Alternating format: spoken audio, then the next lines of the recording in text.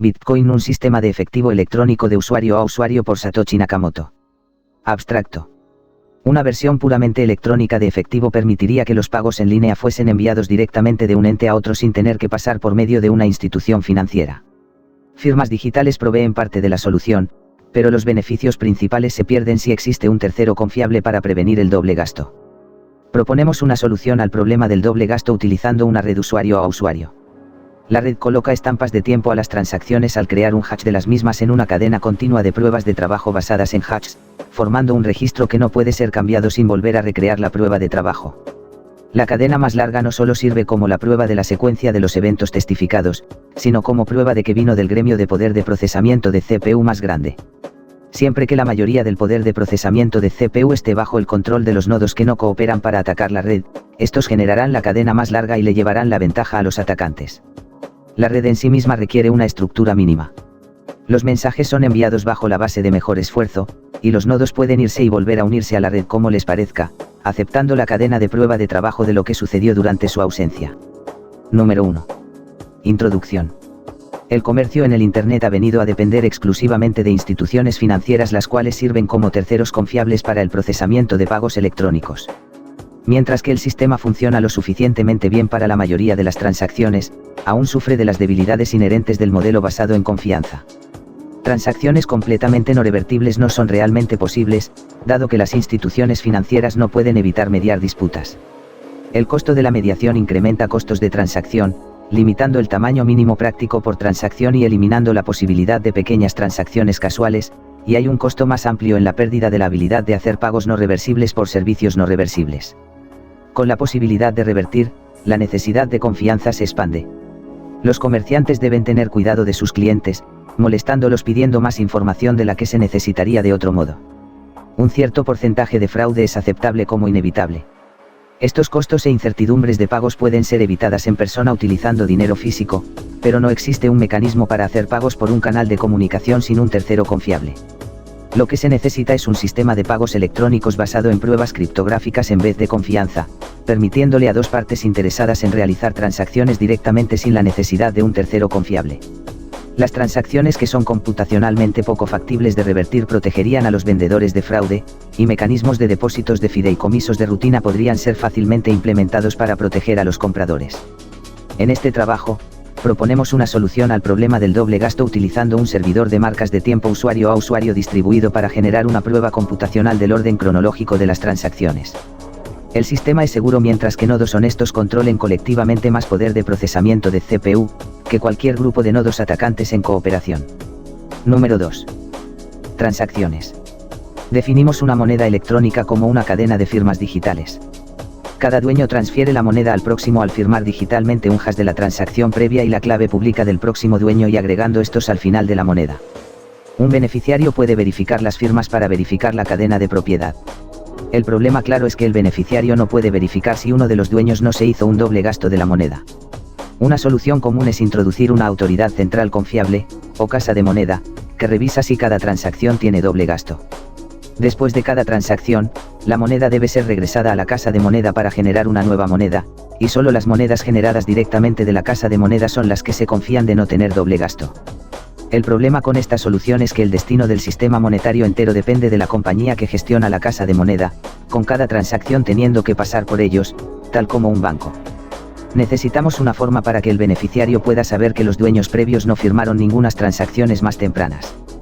Para nuestros propósitos, la transacción más temprana es la que cuenta, así que no nos importan otros intentos de doble gasto más tarde. La única forma de confirmar la ausencia de una transacción es estando al tanto de todas las transacciones. En el modelo de la casa de moneda, la casa de moneda estaba al tanto de todas las transacciones y ésta decidiría cuáles llegaban primero. Para lograr esto sin un tercero confiable, las transacciones deben ser anunciadas públicamente, y necesitamos un sistema de participantes que estén de acuerdo con una historia única del orden en que éstas fueron recibidas. El beneficiario necesita prueba de que a la hora de cada transacción, la mayoría de los nodos estuvieron de acuerdo que esta fue la primera que se recibió. Número 3. Servidor de marcas de tiempo. La solución que proponemos comienza con un servidor de marcas de tiempo. El servidor de marcas de tiempo funciona al tomar un hash de un bloque de elementos a ser fechados y publicando ampliamente el hash, tal como en un periódico, o una publicación Usenet.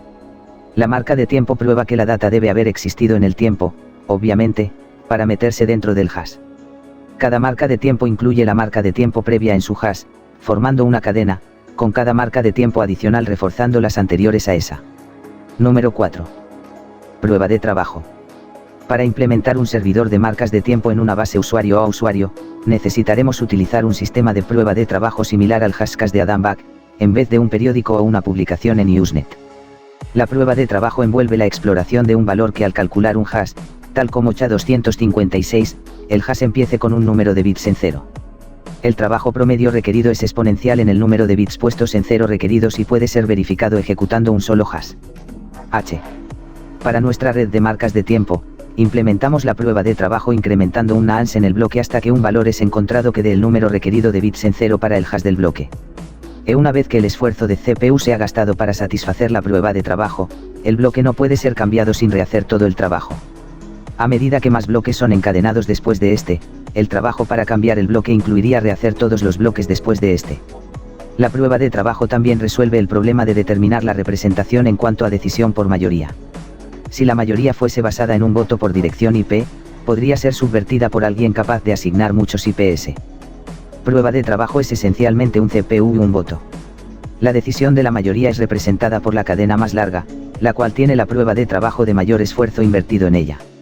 Si la mayoría del poder de CPU es controlada por nodos honestos, la cadena honesta crecerá más rápido y pasará cualquier cadena que esté compitiendo. Para modificar un bloque en el pasado, un atacante tendría que rehacer la prueba de trabajo del bloque y de todos los bloques después y luego alcanzar y pasar el trabajo de los nodos honestos. Luego demostraremos que la probabilidad de un atacante más lento de alcanzar disminuye exponencialmente a medida que bloques subsecuentes son añadidos. Para compensar por el incremento de velocidad de hardware y en el interés variante de correnodos en el tiempo, la dificultad de la prueba de trabajo es determinada por una media móvil dirigida a un número promedio de bloques por hora. Si estos se generan muy rápido, la dificultad incrementa. Número 5. La red. Los pasos para gestionar la red son los siguientes. Número 1. Transacciones nuevas son emitidas a todos los nodos. Número 2. Cada nodo recolecta nuevas transacciones en un bloque. Número 3. Cada nodo trabaja en encontrar una prueba de trabajo difícil para su bloque. Número 4. Cuando un nodo encuentra una prueba de trabajo, emite el bloque a todos los nodos. Número 5. Los nodos aceptan el bloque si todas las transacciones en el bloque son válidas y no se han gastado ya. Número 6. Los nodos expresan su aceptación del bloque al trabajar en crear el próximo bloque en la cadena, utilizando el hash del bloque aceptado como el hash previo. Los nodos siempre consideran la cadena más larga como la correcta y empiezan a trabajar en extenderla. Si dos nodos emiten versiones diferentes del próximo bloque simultáneamente, algunos nodos puede que reciban uno o el otro primero. En ese caso, trabajan en el primero que reciban pero guardan la otra rama en caso de que ésta se vuelva más larga. El empate se rompe cuando la próxima prueba de trabajo es encontrada y una rama se vuelve más larga, los nodos que estaban trabajando en la otra rama luego se cambian a la más larga. Las emisiones de nuevas transacciones no necesariamente necesitan llegar a todos los nodos. Tanto estas lleguen a muchos nodos, entrarán a un bloque antes de que pase mucho tiempo. Las emisiones de bloques también son tolerantes a mensajes perdidos. Si un nodo no recibe un bloque, lo va a pedir cuando reciba el próximo bloque y se dé cuenta que se perdió. Número 6. Incentivo. Por convención, la primera transacción en el bloque es una transacción especial que comienza una moneda nueva cuyo dueño es el creador del bloque. Esto agrega un incentivo para que los nodos apoyen a la red, y provee una forma inicial de distribuir monedas en circulación, dado que no hay una autoridad para crearlas. Esta adición estable de una cantidad constante de monedas nuevas es análoga a mineros de oro gastando recursos para agregar oro a la circulación. En nuestro caso, es el tiempo del CPU y la electricidad que se gasta. El incentivo también puede ser fundado con costos de transacción. Si el valor de salida de una transacción es menor que la entrada, la diferencia es una tarifa de transacción que se le añade al valor de incentivo del bloque que contiene la transacción. Una vez que un número predeterminado de monedas han entrado en circulación, el incentivo puede transicionar enteramente a tarifas de transacción y ser completamente libre de inflación. El incentivo puede ayudar a animar a los nodos a mantenerse honestos. Si un atacante egoísta es capaz de reunir más potencia de CPU que todos los nodos honestos, este tendría que elegir entre utilizarla para defraudar a la gente robando sus pagos de vuelta, o en utilizarla para generar monedas nuevas. Debería encontrar más rentable jugar por las reglas. Tales reglas lo favorecen a él con más monedas que a todos los demás combinados, que socavar el sistema y la validez de su propia riqueza. Número 7. Reclamando espacio en el disco. Una vez que la última transacción en una moneda es enterrada bajo suficientes bloques, las transacciones gastadas antes de estas pueden ser descartadas para ahorrar espacio en el disco. Para facilitar esto sin romper el hash del bloque, las transacciones se les comprueba en un árbol Merkle, con la única raíz incluida en el hash del bloque. Los bloques viejos pueden ser compactados al sacar ramas del árbol. Los hashes interiores no necesitan ser guardados. La cabecera de un bloque sin transacciones sería de unos 80 bytes. Si suponemos que cada bloque es generado cada 10 minutos, 80 bytes por 6 por 24 por 365 es igual a 4.2 megabytes por año. Con computadoras generalmente vendiéndose con 2 GB de RAM para el 2008, y la ley de Moore prediciendo el crecimiento actual de 1.2 GB por año, el almacenamiento no debe ser un problema aun si las cabeceras de los bloques deben permanecer en memoria. Número 8. Verificación de pagos simplificada. Es posible verificar pagos sin correr un nodo de red completo.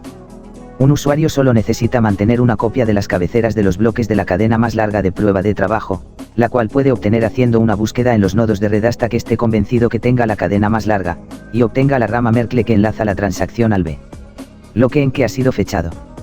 No puede verificar la transacción por sí mismo, pero al enlazarla a un lugar en la cadena, ahora puede ver que un nodo de la red la ha aceptado y los bloques añadidos después confirman aún más que la red lo ha aceptado.